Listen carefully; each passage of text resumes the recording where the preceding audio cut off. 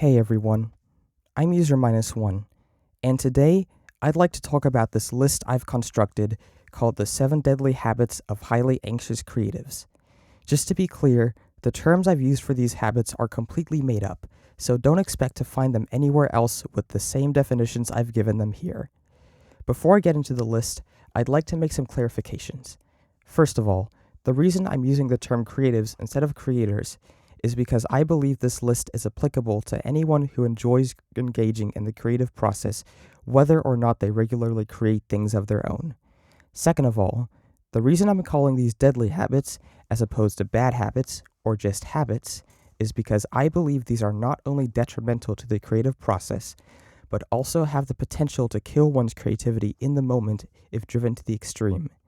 Third of all, this isn't meant to be an objective, fact-driven analysis of the behavior of creative people by any means, and is solely based on my experiences of being a creative yet extremely anxious person. The first of these 7 deadly habits is what I call wall hugging. This is how I describe the act of staying within a small area of creative possibilities that generally lead to good results, and, in turn, shying away from the trial and error that comes with exploring more experimental frontiers. You could also view this as abiding to some set of creative rules to a fault, whether they're rules you've established for yourself or rules that other people have established within the medium or mediums of creativity you're interested in pursuing. Now, some of you might find this baffling, given that there are supposedly no rules governing creativity. While I do agree that nothing in the realm of creativity is objective, I also believe that not all creative decisions are made equal, meaning that some might be considered generally good while others might be considered generally bad. This, I believe, is the driving force behind wall hugging.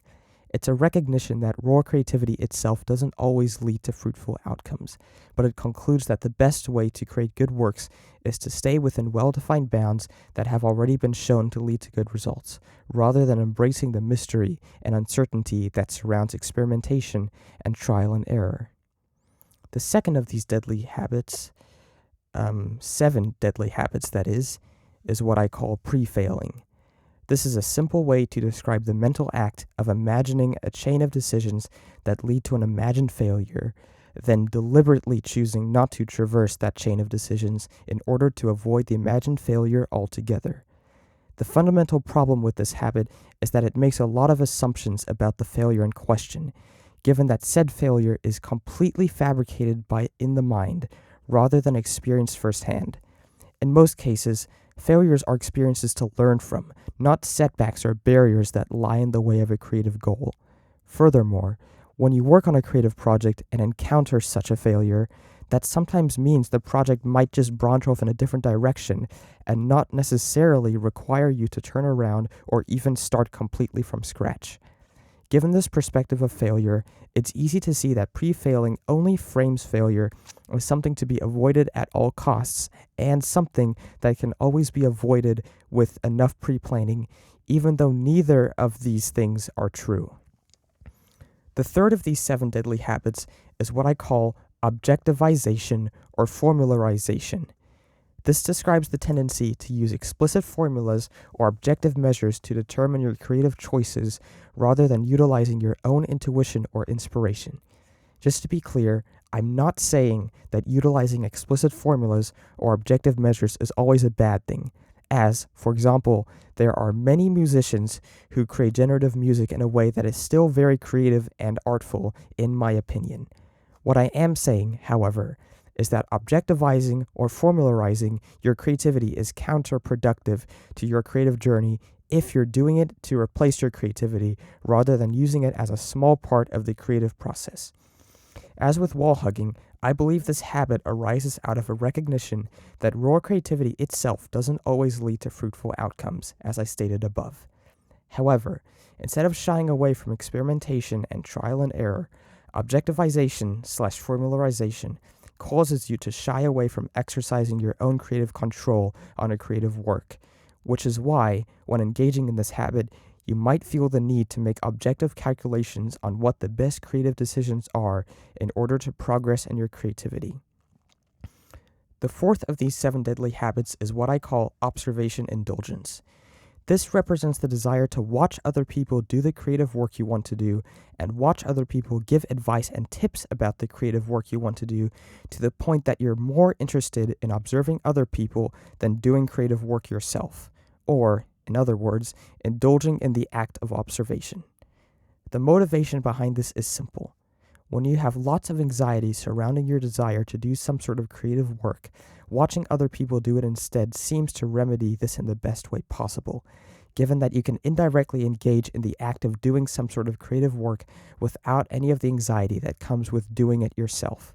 However, this is ultimately detrimental to your creative journey if you always observe and never create yourself. And this is something that you might even realize yourself if you engage in this habit long enough, given that you'll most likely eventually get tired of always observing and, in turn, realize just how much you actually want to create. Of course, the nature of this habit makes it easy to continue in this indulgence of observation in spite of being continually dissatisfied by it, because the anxiety you're trying to avoid is often the greater force in the equation. The fifth of these 7 deadly habits is what I call goal derealization. This is the act of immediately dismissing any goal you come up with as something that you are guaranteed to never achieve. In some ways, this habit is a self-fulfilling prophecy. If you believe you're never going to achieve a goal no matter what, you're likely going to decide that it's not worth pursuing. And when you notice that you're not making any progress on any of the goals you've come up with, that reinforces your belief that you will never achieve those goals no matter what. In some ways, this habit might also manifest as the result of intense perfectionism. If any goals you manage to achieve fall short of your expectations with regard to achieving those goals, you might think that you haven't actually achieved any of those goals because you didn't achieve them in exactly the way you planned to. As a result, you might start to think that you're incapable of achieving your goals, even though you're really just holding yourself to such a high standard that you don't actually let yourself be satisfied with achieving certain goals imperfectly. This habit also goes hand in hand with anxiety, since assuming that all goals are impossible is a harsh but effective way to relieve the anxiety that comes with not being able to guarantee the completion of certain goals. Just to be clear, however, the relief of anxiety by means of this habit doesn't justify the implementation of this habit in your creative process, given how disheartening it is to constantly believe that you're incapable of achieving any goals whatsoever. The 6th of these 7 deadly habits is what I call trajectory immutability, and this one is slightly different from the others, as it applies more to the middle of the creative process than to earlier stages of creativity. This habit is the tendency to avoid making major changes to a project when you have already made significant progress on said project, even if you're more inspired by the changes you want to make than by the direction that said project is currently moving in. This habit is somewhat similar to wall hugging in terms of staying within a small area of creative possibilities, but with trajectory immutability, the small area is based on the current state of a creative project, whereas with wall hugging, this small area is based on a predefined notion of rules that apply more generally throughout the lifetime of a project. Engaging in this habit in some cases might even creatively block you from imagining how you might make significant changes to a project. I believe this is because the current state of a project might seem to harbor many delicate structures and moving parts that make it difficult to figure out where to start breaking down the elements of said project in order to direct the project in a new creative direction. In essence, the anxiety that surrounds the complexity of deconstructing and reconstructing a creative project is exactly what drives the habit of trajectory immutability. Finally, here we are at the very last of the 7 deadly habits, which is what I call burnout sensitive dysphoria. This habit is a perceptual distortion that causes you to severely overestimate your lack of energy, motivation, inspiration, or the degree of burnout you're currently experiencing. This habit also typically causes you to severely overestimate the lack of energy or amount of burnout you will have after working on a creative project for a certain amount of time. With this habit, you might not necessarily feel reluctant to engage in a creative project because of how much effort is required, even though that is part of it, but it's more accurate to say that you'd feel reluctant to engage in a creative project because of how much you fear they will drain your energy. In this regard, this habit is one of the deadlier habits because, like observation indulgence and, to some extent, goal derealization, it makes you shy away from taking time to work on creative projects outright, rather than make you struggle more when you're already engaging in the creative process. In fact, this habit often manifests as a result of wanting to avoid the roadblocks of dealing with wall hugging, pre-failing, objectivization, and/or trajectory immutability when trying to make progress in some creative project.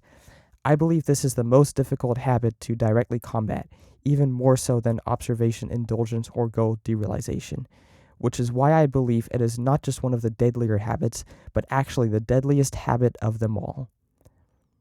Now, before I end this discussion, I would like to give some final thoughts on all of this. I'd like to point out that all of these habits actually stem from practices that can be helpful if done in moderation, but become harmful and detrimental when exaggerated.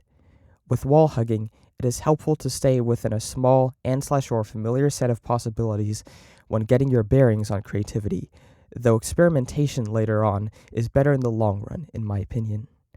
With pre-failing, it is important to stick to making decisions you feel good about and to have somewhat of a plan to guide your creativity, although flexibility in sticking to a plan and making decisions is just as important, if not more, in my opinion.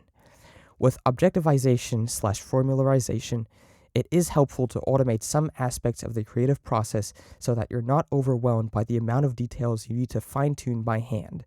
But, as I stated above, it is better to let this serve as a tool within your creative process rather than giving it the power to direct your creative process, in my opinion.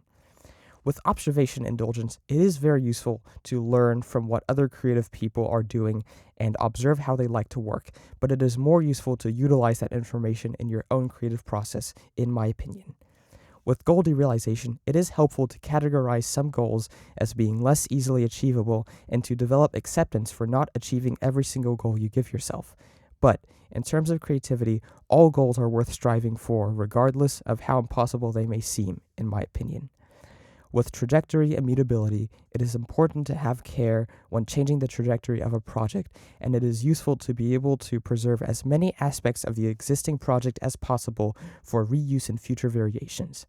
But it is crucial to recognize that changing the trajectory of a project is a very valid thing to do in the creative process, and that breaking what you've already made isn't always avoidable when changing trajectories.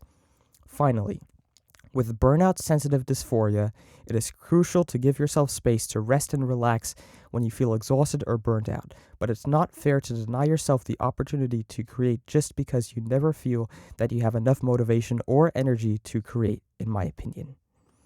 Finally, I want to express that I don't really know how to combat these habits, as these are all habits that I continue to struggle with on a daily basis. The main reason I made this video is because I wanted to share detailed information about what anxiety surrounding creativity looks like in my personal life, and I hope that some of my ideas I've talked about here are relatable enough that you can leave this video with a better understanding about how other people might struggle with creativity or even how you might struggle with creativity. I also want to point out that I have autism and likely have ADHD too, which means my experiences might differ significantly from those of neurotypical people or other neurodivergent people, since symptoms of ADHD and autism and other neurological conditions vary so widely between people. If you have any insights about anything I've said here, or opposing viewpoints to some of the things I've said, or questions about anything specific I said, please leave a comment about it. I will try to read and respond to all the comments I receive, like always. And again, my intention was to talk about my own subjective experiences, so if I've used any confusing wording that has made my experiences sound more objective than they actually are, I will gladly rectify that to avoid confusion and the spread of misinformation. Thanks again for watching, and God bless.